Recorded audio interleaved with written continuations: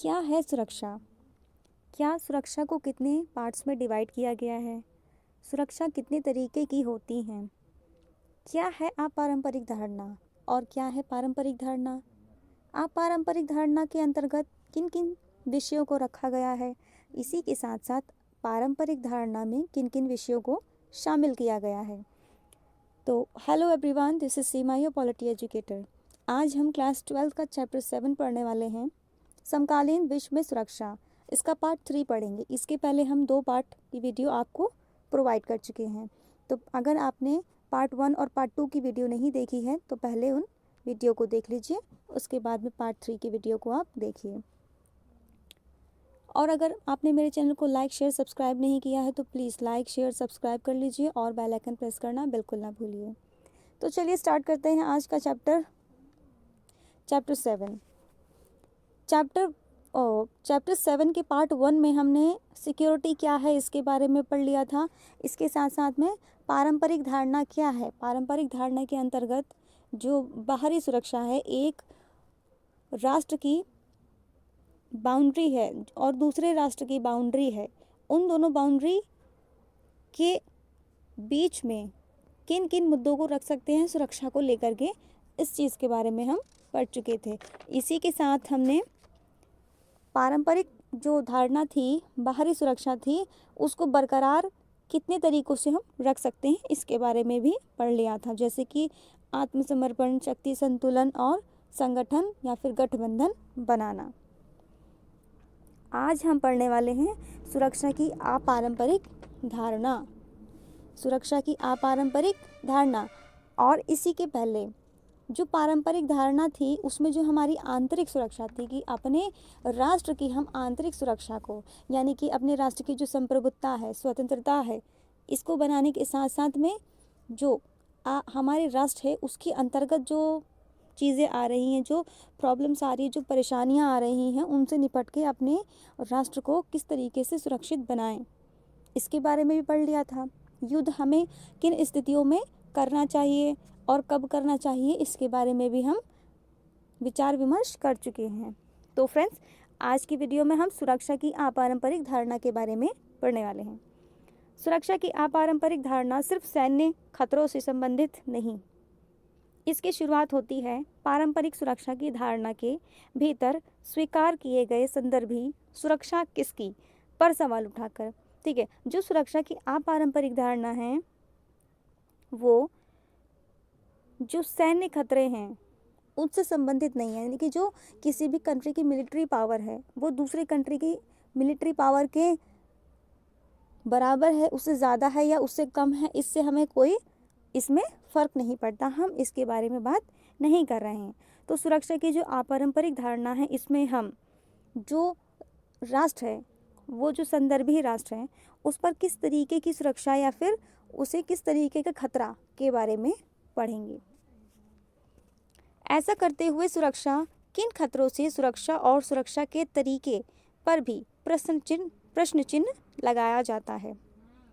सुरक्षा की पारंपरिक धारणा में भू क्षेत्र और संस्थाओं सहित राज्य को संदर्भी माना जाता है। इसी कारण सुरक्षा की अपारंपरिक धारणा को मानवता की सुरक्षा अथवा विश्व रक्षा कहा जाता है। अब देखिए, कोई भी कंट्री है, वो कोई कंट्री, उसके साथ साथ उसकी जो अपारंपरिक धारणा है उसमें वो मानवता की सुरक्षा के बारे में बात कर रहा है, यानी कि ये जो सुरक्षा की अपारंपरिक धारणा है ये भी किसी कंट्री के बारे में नहीं, यानी कि सभी कंट्रियों के बारे में, दैट मीन्स पूरे वर्ल्ड के बारे में यहाँ पर बात करेगा कि पूरे वर्ल्ड की जो मानवता है उसको हम कैसे सुरक्षित रख सकते हैं और उसके सुरक्षित रखने के लिए हमें कैसे कैसे प्रयास करने चाहिए और कौन कौन से कानून, नियम, कायदे बनाने चाहिए, और इसको हम विश्व रक्षा भी कह सकते हैं, पूरे विश्व की रक्षा। मानवता की रक्षा का विचार जनता जनार्दन की सुरक्षा को राज्य की सुरक्षा से बढ़कर मानता है। ठीक है, जो मानवता की रक्षा है वो जो जनता जनार्दन यानी कि जो आम जनता है उसकी सुरक्षा को राज्य की जो सुरक्षा है उससे बढ़कर मानता है। यानी कि कोई भी कंट्री है, उस कोई भी कंट्री के जो जनता है उसकी सुरक्षा से ज़्यादा बढ़कर है पूरे वर्ल्ड की जो मानवता है उसकी सुरक्षा। नागरिकों को विदेशी हमले से बचाना भले ही उनकी सुरक्षा की ज़रूरत शर्त हो, लेकिन इतने भर को पर्याप्त नहीं माना जा सकता। मानवता की सुरक्षा का संकीर्ण अर्थ लेने वाले पैरोकारों का जोर व्यक्तियों को हिंसक खतरों यानी खून खराबे से बचाने पर होता है। ठीक है, यानी कि हम किसी भी राष्ट्र के बारे में, जो कोई भी कंट्री है, उस राष्ट्र में आतंकवाद के बारे में ना पढ़कर हमें विश्व स्तर पर आतंकवाद को ख़त्म करना है। सभी राष्ट्रों से, सभी कंट्रियों से जो ये आतंकवाद की धारणा है, इस अवधारणा का बिल्कुल पतन करना है। या फिर ऐसे ही बहुत सारी अवधारणाएं हैं, ऐसे ही बहुत सारी परेशानियां हैं, उनको विश्व स्तर पर हमें ख़त्म करना।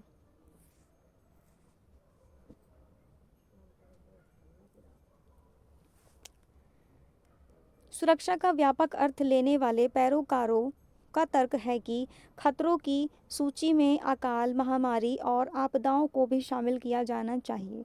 अब देखिए, जो मानवता की बात कर रहे हैं, तो हम कोई भी बात करते हैं तो यहाँ पर दो पक्ष ज़रूर हो जाते हैं, जो एक अगेंस्ट में है और एक जो पक्ष में है, जो हमारे साथ में है। ठीक है, एक पक्ष और एक विपक्ष। तो यहाँ पर जो कुछ लोग मान रहे हैं, तो जो कुछ लोगों का कहना है कि खतरों में हम अकाल, महामारी और आपदाएं, जो नेचुरल डिजास्टर्स हैं, इनको भी शामिल हमको करना चाहिए अगर मानवता की बात की जाए या फिर खतरे की बात की जाए कि मानव जाति को किस चीज़ों से खतरा है। तो मानव जाति को अकाल से भी खतरा है, महामारी से भी, आपदाओं से भी, इन सभी चीज़ों को भी खतरों में शामिल करना है। क्योंकि युद्ध, जनसंहार और आतंकवाद साथ मिलकर जितने लोगों को मारते हैं, उससे कहीं ज़्यादा लोग अकाल, महामारी और प्राकृतिक आपदा की भेंट चढ़ जाते हैं। कहने का तात्पर्य ये है कि जो दो कंट्री के बीच में या फिर कई कंट्रियों के बीच में जो आपस में सैन्य के साथ में मिलिट्री पावर जो लड़ाई करती है, जो मिलिट्रियन जो वॉर होता है, ठीक है, जो सैनिक युद्ध होता है, उसमें जितने लोग मारे जाते हैं उससे कहीं ज़्यादा जो नेचुरल डिजास्टर्स हैं, प्राकृतिक आपदाएं हैं, अकाल है, महामारी है, भूखमरी है, इसमें लोग मारे जाते हैं।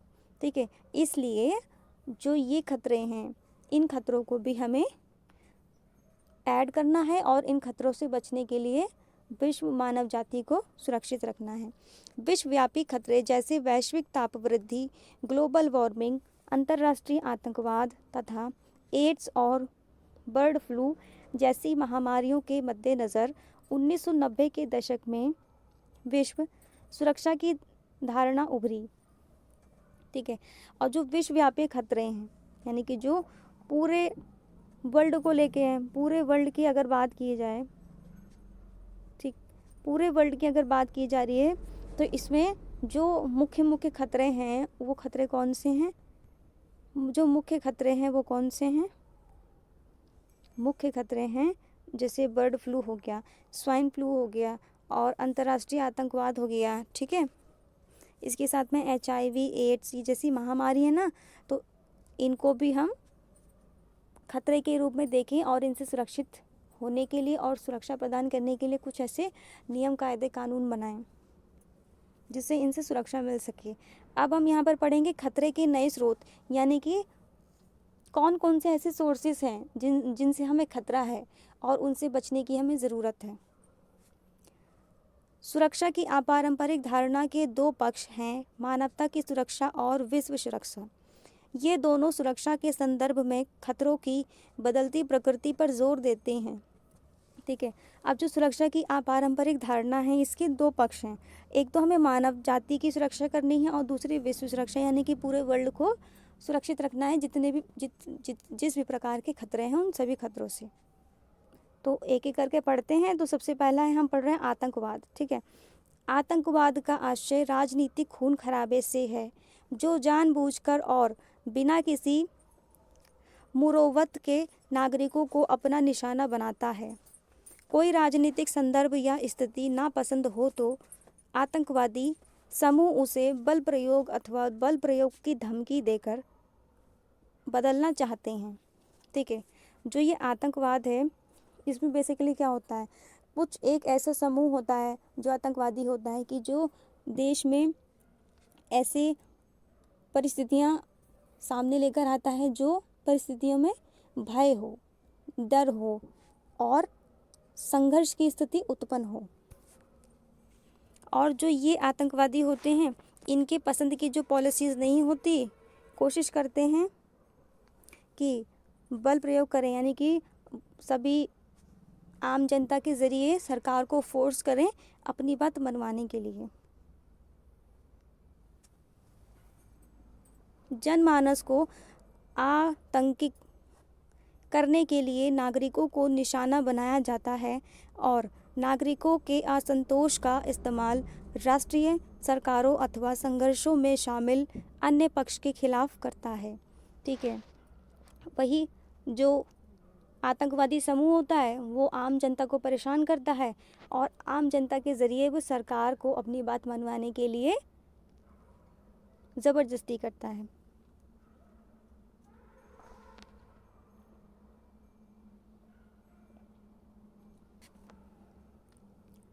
आतंकवाद के उदाहरण हैं विमान अपहरण, सार्वजनिक स्थलों पर बम लगाना इत्यादि।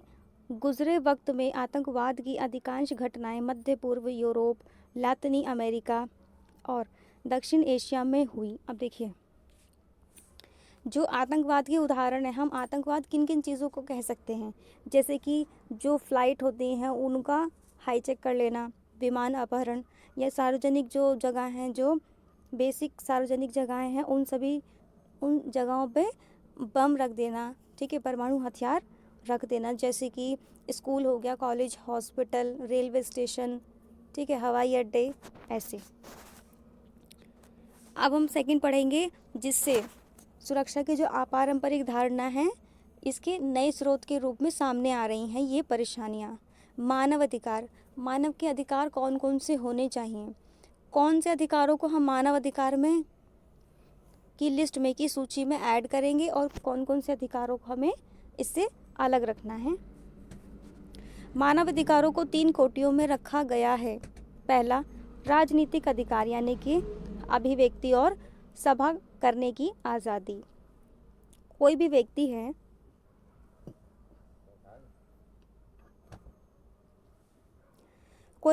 है वह राजनीतिक अधिकार में उसको वोट डालने का अधिकार है। अभिव्यक्त अपने जो उसके व्यूज़ हैं, जो वह बोलना चाहता है, उसको अभिव्यक्त करने का अधिकार है, बोलने का अधिकार है और सभा करने की आज़ादी है। यानी कि एक समूह बना के मीटिंग कर सकता है, अगर कोई संगठन उसे लगता है कि खराब नहीं है या फिर किसी जनता को परेशान नहीं करेगा, वो उसके हित में है, तो वह संगठन भी बना सकता है। दूसरा है मानव अधिकारों में दूसरा जो अधिकार है आर्थिक और सामाजिक अधिकार। ठीक है, आर्थिक और सामाजिक अधिकार। तीसरा है उपनिवेशीकृत जनता अथवा जातीय संघर्ष और मूलवासी अल्पसंख्यकों के अधिकार आते हैं। यानी कि जो उपनिवेशीकृत जनता है अथवा जातीय संघर्ष और मूलवासी अल्पसंख्यकों के अधिकार आते हैं। यानी कि जो मूलवासी हैं, जो काफ़ी टाइम से रह रहे हैं एक जगह पर, लेकिन वो अल्पसंख्यक हैं, उनकी संख्या उस पर्टिकुलर जगह पर कम है, उनको भी अधिकार है उस जगह पर रहने का। और जो जातीय संघर्ष है, यानी कि दो जात को लेके जो कॉन्फ्लिक्ट हो रहे हैं, जो संघर्ष हो रहे हैं, उन संघर्ष को अपनी जात को बेहतर बनाने का भी उनका अधिकार है। इन अधिकारों की श्रेणी में सहमति है, परंतु किस अधिकार को सार्वभौमिकता दी जाए इस पर कोई एकमत नहीं है। सवाल ये उठता है कि संयुक्त राष्ट्र संघ को मानवाधिकारों के हनन की स्थिति में हस्तक्षेप करना चाहिए या नहीं। ठीक है, ये जो ऊपर 3 अधिकार दिए गए हैं, इन अधिकारों में सहमति तो है काफ़ी देशों की, लेकिन इन अधिकारों को ये नहीं अभी भी डिसाइड हो पाया है कि किस अधिकार को हम सर्वश्रेष्ठ माने और किस अधिकार को हम सर्वश्रेष्ठ ना माने। इसके साथ साथ में जो संयुक्त राष्ट्र अमेरिका है, वो जो मानव अधिकारों के हनन होने की स्थिति में उसे क्या करना चाहिए, ठीक है। मानव अधिकारों का हनन हो जाए, ठीक है, डिस्ट्रॉय कोई भी कंट्री या कोई भी दूसरा अदर स्टेट कर रहा है, तो उसके हस्तक्षेप उसको करना चाहिए कि नहीं। यानी कि जो यूनाइटेड नेशन कंट्री है और यूनाइटेड नेशन ऑर्गेनाइजेशन है, ये यूनाइटेड नेशन ऑर्गेनाइजेशन मानव अधिकारों के हनन होने पर उस जो मैटर है, वो जो मुद्दा है, उस पर वो हस्तक्षेप करे, इंटरफेरेंस करे कि ना करे। कुछ का तर्क है कि संयुक्त राष्ट्र संघ का घोषणा पत्र अंतर्राष्ट्रीय बिरादरी को अधिकार देता है कि वह मानव अधिकारों की रक्षा के लिए हथियार उठाए, ठीक है। अब यहाँ पर कोई भी बात है, कोई भी मुद्दा है, तो वहाँ पे एक पक्ष में और एक विपक्ष में। तो यहाँ पे भी कुछ लोगों का कहना है कि जो यूनाइटेड नेशन ऑर्गेनाइजेशन है, वो मानव अधिकारों की जब बात हो तो वो उसकी रक्षा के लिए, मानव अधिकारों की रक्षा के लिए हथियार भी उठा सकता है, यानी कि उसके जवाब में हथियार उठा सकता है। वहीं जो दूसरी तरफ कुछ लोग ऐसे भी हैं जिनका तर्क है कि संभव है ताकतवर देशों के हितों से ये निर्धारित होता है कि संयुक्त राष्ट्र संघ मानवाधिकार उल्लंघन के किस मामले में कार्यवाही करेगा और किस में नहीं। यहाँ पर जो दूसरे तर्क देने वाले लोग हैं, वो ये बोल रहे हैं कि अगर यूनाइटेड नेशन ऑर्गेनाइजेशन है, वह मानव अधिकारों के उल्लंघन होने पर हस्तक्षेप कर रहा है, तो हस्तक्षेप वो किस मामले में करेगा और किस मामले में नहीं करेगा। अब यहाँ पे थर्ड हम पढ़ रहे हैं वैश्विक निर्भरता, ठीक है। जो वैश्विक निर्भरता, जो अपारंपरिक धारणा के जो नए स्रोत हैं, उसमें तीसरा स्रोत क्या है, वैश्विक निर्धनता। ये सभी अपारंपरिक धारणा में जो खतरे आ रहे हैं, उन खतरों के स्रोत हैं, यानी कि इन चीज़ों से वो खतरे विश्व स्तर पर बढ़ रहे हैं। वैश्विक निर्धनता यानी कि अंतर्राष्ट्रीय स्तर पर गरीबी। विश्व की जनसंख्या फिलहाल 6 अरब 20 करोड़ है और अगले 25 वर्षों में ये 7 से 8 अरब तक हो जाएगी। विश्व की कुल आबादी वृद्धि का 50% सिर्फ 6 देशों भारत, चीन, पाकिस्तान, नाइजीरिया, बांग्लादेश, इंडोनेशिया में घटित हो रहा है, ठीक है। प्रति व्यक्ति आय और जनसंख्या की कम वृद्धि के कारण धनी देश अथवा सामाजिक समूहों को और धनी बनने में मदद मिलती है। अब देखिए, जब हम वैश्विक निर्धनता के बारे में बात करते हैं, तो पूरे विश्व की जो जनसंख्या है, ठीक है, पूरे विश्व की जनसंख्या लगभग कितनी है, 6 अरब 20 करोड़, ठीक है। इसमें से 50% जो लोग हैं वो गरीब है, 50% लोग केवल 6 देशों के, यानी कि जो भारत, चीन, पाकिस्तान, नाइजीरिया, बांग्लादेश और इंडोनेशिया, ये जो 6 राष्ट्र हैं, इन 6 राष्ट्रों की जो जनता है वो पूरे विश्व की जनता में से 50% यहीं पर अपना जगह स्थापित कर लेती है। यानी कि इन 6 राष्ट्रों को मिलाकर 50% जो पॉपुलेशन है वो क्या है, गरीब है। और इनकी जो प्रति व्यक्ति आय है और जनसंख्या की कमी है, ठीक है, जनसंख्या की कम वृद्धि के कारण धनी देश अपना सामाजिक समूहों को और धनी बनने में मदद मिलती है, ठीक है। इनकी जो प्रति व्यक्ति आय है, यानी कि हर एक व्यक्ति की जो आय है उसकी दर बहुत कम है। इसके साथ साथ में जो जनसंख्या की कम वृद्धि है, जनसंख्या की जो वृद्धि है वो भी कम है। हालांकि मुझे ऐसा लगता है और ऐसा है भी कि जो भारत और चीन की जनसंख्या है वो तो खैर कम नहीं है। पॉपुलेशन भारत और चीन की तो कोई कम नहीं है, ठीक।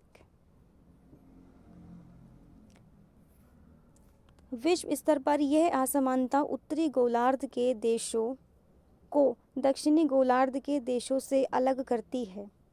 दक्षिणी गोलार्ध के देशों में मौजूद गरीबी के कारण अधिकाधिक लोग बेहतर जीवन खासकर आर्थिक अवसरों की तलाश में उत्तरी गोलार्ध के देशों में प्रवास कर रहे हैं। अब देखिए, जो विश्व स्तर पर अगर असमानता की बात की जाए, यानी कि जो निर्धनता की बात की जाए, तो यहाँ पर एक हम गरीबी और अमीरी को यहाँ पर गोलार्ध के उत्तरी गोलार्ध और दक्षिणी गोलार्ध से समझ सकते हैं। उत्तरी गोलार्ध और दक्षिणी गोलार्ध से समझ सकते हैं। ये जो उत्तरी गोलार्ध के देश हैं ये सभी अमीर देश हैं, ठीक है। इनकी प्रति व्यक्ति आय अच्छी है, जनसंख्या की क्वालिटी अच्छी है, ठीक है, और अच्छे से ये प्रोडक्शन कर रहे हैं और इनके जो जनसंख्या है वो भी काफ़ी ठीक है। इसके साथ साथ में जो दक्षिणी गोलार्ध के लोग हैं, ये दक्षिणी गोलार्ध के लोग काफ़ी गरीब हैं और अपनी गरीबी को दूर करने के लिए, अपना जीवन यापन अच्छा करने के लिए, अपनी आर्थिक स्थिति को बेहतर बनाने के लिए ये उत्तरी गोलार्ध के जितने भी क्षेत्र हैं उन क्षेत्रों में जाकर, उन जगहों पर जाकर, उन राष्ट्रों में जाकर अपना जीवन यापन कर रहे हैं। अंतर्राष्ट्रीय कायदे कानून आप्रवासी जो अपनी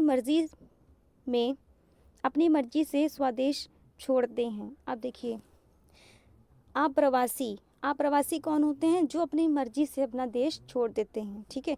अपनी सेल्फ, जो उनका डिसीजन होता है उस डिसीजन के अकॉर्डिंग वो अपना जो कंट्री है उसको छोड़ के अदर कंट्री में जाकर रहते हैं और वहाँ की संस्कृति को अपनाते हैं। और जो शरणार्थी हैं, ये शरणार्थी होता है जैसे कोई युद्ध हो गया, प्राकृतिक आपदा हो गई, ठीक है, या फिर कोई भुखमरी आ गई, महामारी आ गई, या कोई फिर अकाल आ गया, तो इन सब सिचुएशन में ये शरणार्थी अपना देश छोड़कर अन्य देशों में चले जाते हैं अपने आप को सुरक्षित, अपनी मानवता की रक्षा के लिए, अपना जीवन यापन करने के लिए अदर कंट्री में ये लोग चले जाते हैं, जिनको हम शरणार्थी बोलते हैं। हालांकि अपनी मर्जी से नहीं जाते, इनकी मजबूरी होती है। इसी के साथ साथ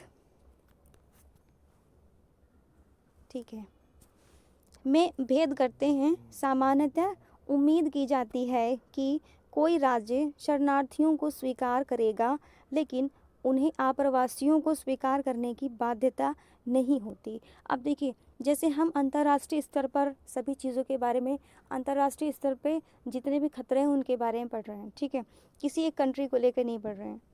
तो जब अंतर्राष्ट्रीय स्तर पे पढ़ रहे हैं तो ऑब्वियस सी बात है कि यूनाइटेड नेशन ऑर्गेनाइजेशन की बात होगी और सभी मुद्दे यूनाइटेड नेशन ऑर्गेनाइजेशन के होंगे, ठीक है। तो यहाँ पर हर एक प्रॉब्लम को लेकर उस प्रॉब्लम को सॉल्यूशन कैसे किया जाए, किस प्रकार से सॉल्यूशन किया जाए, कितने हद तक सॉल्यूशन किया जाए और कौन से मुद्दे ऐसे हैं जिनको पहले सॉर्ट आउट किया जाए, ये सभी प्रॉब्लम्स यूनाइटेड नेशन ऑर्गेनाइजेशन के पास हैं। इसमें से एक प्रॉब्लम और है कि क्या जो अप्रवासी हैं उन अप्रवासियों को उस देश, जिस भी देश में वो अप्रवासी गए हैं, क्या उस देश की नागरिकता उन्हें मिले, क्या उनको जीवन यापन करने के लिए वहाँ पर अधिकार मिले, या फिर जो शरणार्थी हैं क्या उनको जिस देश में वो लोग गए हैं क्या वहाँ पे रहने के लिए उनको सुविधाएं उपलब्ध हों। इन सब सवालों का जवाब यूनाइटेड नेशन ऑर्गेनाइजेशन खोज रहा है। फिर भी यहाँ पे लिखा गया है कि जो सामान्यतः उम्मीद की जाती है कि कोई राज्य शरणार्थियों को स्वीकार करेगा, लेकिन उन्हें आप्रवासियों को स्वीकारने की बाध्यता नहीं होती। लेकिन उसके बाद भी जो लोग परेशान होकर दूसरी कंट्री में गए हैं अपना जीवन यापन करने के लिए, उनको तो काफ़ी हद तक कोई भी कंट्री एक्सेप्ट कर लेती है, लेकिन जो अपनी मर्ज़ी से गए हैं उनको एक्सेप्ट नहीं करती और इस पर कोई रिस्ट्रिक्शंस भी नहीं हैं। और अगर वे राष्ट्रीय सीमा के भीतर है तो उन्हें आंतरिक रूप से विस्थापित जन कहा जाता है। और अगर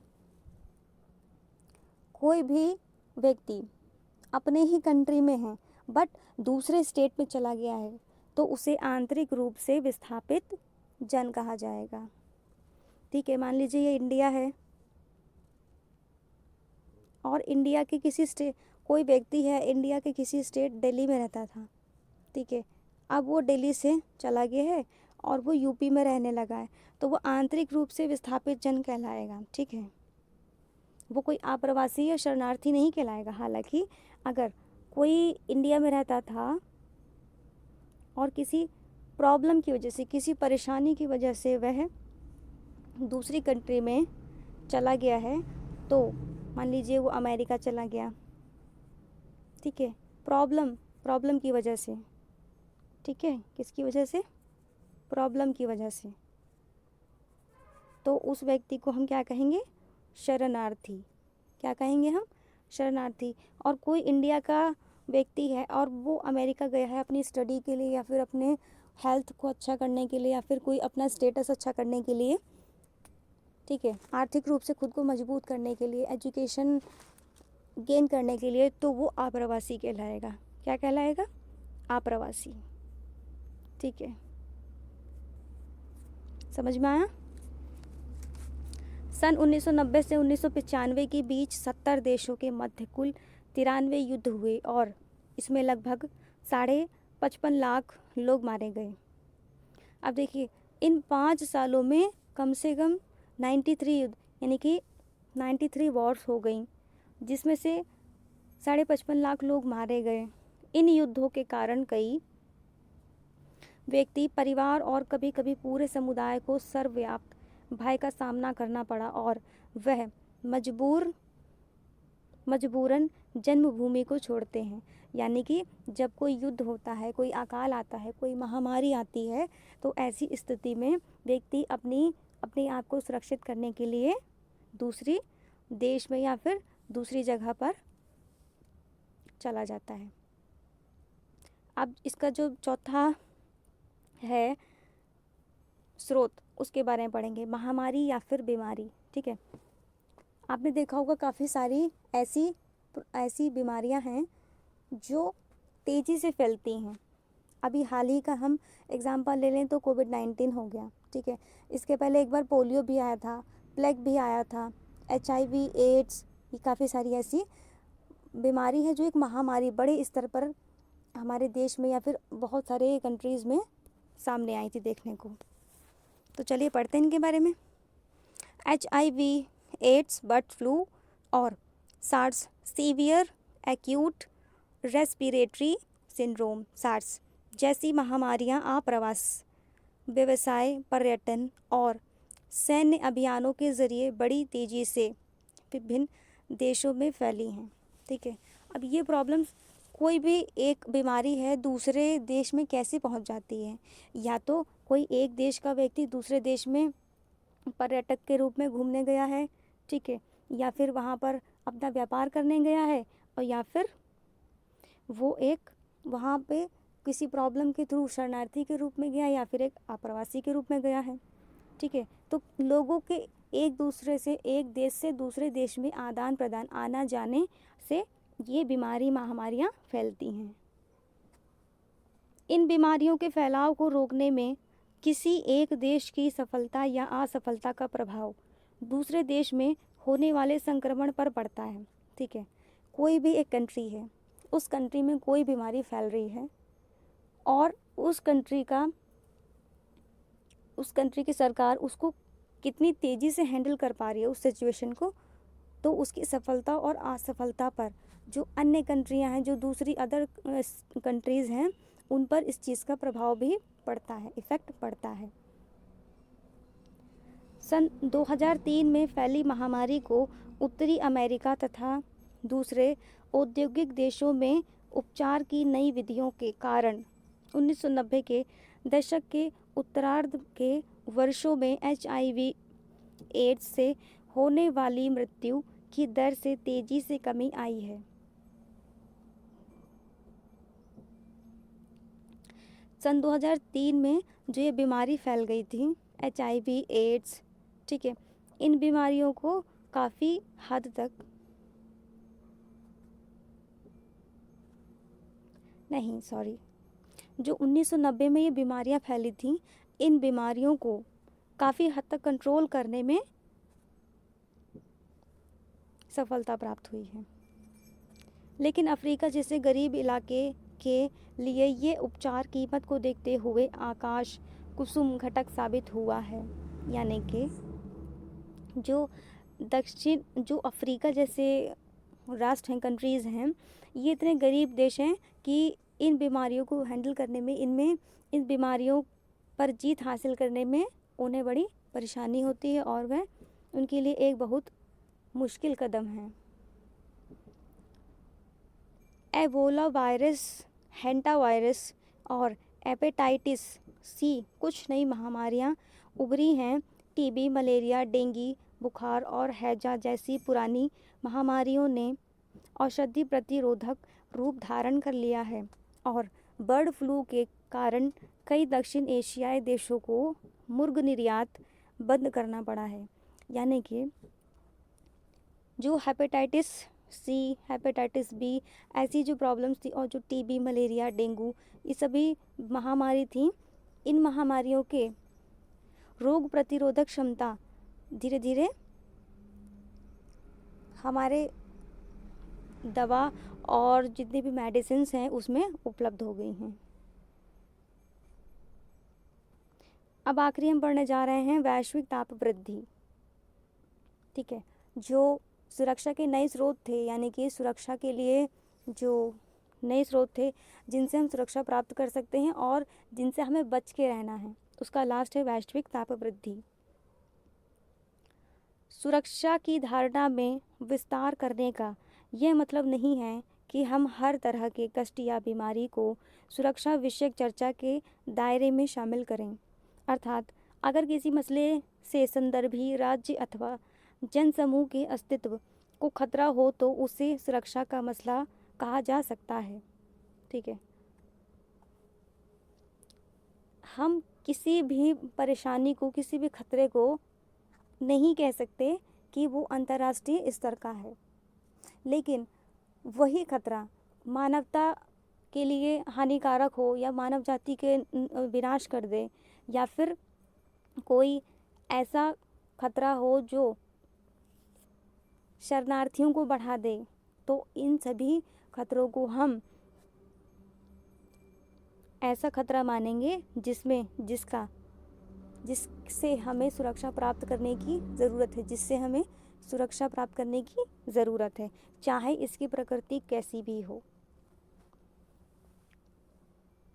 जैसे कि मालदीव को वैश्विक ताप वृद्धि से खतरा हो सकता है क्योंकि समुद्र तल के ऊंचा उठने से इसका ज़्यादातर हिस्सा डूब जाएगा, जबकि दक्षिणी अफ्रीका देशों में HIV एड्स से गंभीर खतरा है। ठीक है, यानी कि हम जो ऐसा खतरा है, क्योंकि सभी तरीके के खतरे को हम इंटरनेशनल लेवल का खतरा नहीं मान सकते हैं। ठीक है, वैश्विक स्तर का खतरा हम सभी खतरों को नहीं मान सकते हैं और उनसे सुरक्षा प्राप्त करने की हमें वैश्विक स्तर पर ज़्यादा ज़रूरत नहीं है। ठीक है, हर तरीके के खतरा को हम ऐसा नहीं कह सकते। कुछ छोटे खतरे हैं या फिर कुछ कम खतरे हैं जिनको हम अदर अकेले कंट्रीज़ हैंडल कर सकती हैं। तो लेकिन जैसे वैश्विक ताप वृद्धि है, ग्लोबल वार्मिंग है, ये एक इंटरनेशनल लेवल की प्रॉब्लम है। सभी कंट्रीज़ को साथ में बैठकर इस पर विचार विमर्श करना होगा और एक साथ सहयोग करना होगा। ठीक है, वैश्विक ताप वृद्धि। इसी के साथ साथ में जैसे हम ये पढ़ चुके हैं HIV एड्स, ठीक है, ये कुछ गंभीर खतरे हैं, कुछ गंभीर बीमारियां हैं जो खतरे के रूप में सामने आई हैं। वैश्विक ताप वृद्धि से विश्व का पर्यावरणीय ताप बढ़ रहा है और जनजातियां भी विलुप्त हो रही हैं। ठीक है, जो ये वैश्विक ताप वृद्धि है, इससे जो हमारा एनवायरनमेंट जो है, इसका जो लेवल है ये भी अप हो रहा है, यानी कि गर्मी बहुत ज़्यादा बढ़ रही है। गर्मी बढ़ने की वजह से ग्लेशियर्स मेल्ट हो रहे हैं और मालदीव जैसे द्वीप इसमें डूब जाएंगे। और इसी पर्यावरण की जो क्वालिटी है, यानी कि जो एनवायरनमेंट की, एयर की जो क्वालिटी ख़राब होने की वजह से यहाँ पर जो वो काफ़ी सारी जनजातियाँ थीं वो विलुप्त हो चुकी, यानी कि खो चुकी हैं। सुरक्षा की अपारंपरिक धारणा भी सुरक्षा की पारंपरिक धारणा के समान स्थानीय संदर्भों के अनुकूल परिवर्तनशील है। ठीक है, अब जो सुरक्षा की अपारंपरिक धारणा है वो सुरक्षा की पारंपरिक धारणा की जैसी ही है और अनुकूल परिस्थितियाँ यानी कि बिल्कुल हमारी सुरक्षा के अपोजिट सिचुएशंस हैं, लेकिन उनको चेंज करना हमें बहुत ज़्यादा ज़रूरी है। तो फ्रेंड्स, आज की वीडियो में बस इतना ही। नेक्स्ट वीडियो में चैप्टर कंप्लीट करेंगे और वीडियो देखने के लिए बहुत बहुत बहुत बहुत धन्यवाद। मिलते हैं नेक्स्ट वीडियो में।